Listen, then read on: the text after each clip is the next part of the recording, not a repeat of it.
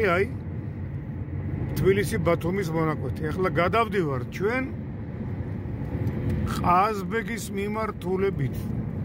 ახლა კარგად შეხედეთ მეგზევეებო.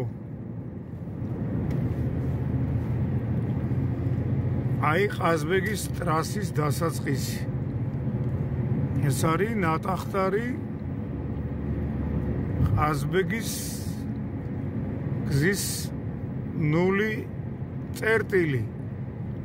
და უყურეთ ახლა აქ თუ ანთია სადმეს რამე გარე განათების მსგავსი ბოძი.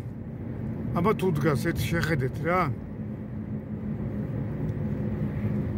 ნატახტარი ყაზბეგის 0-ვანი კილომეტრია და სოფელში ვარ, სოფელში.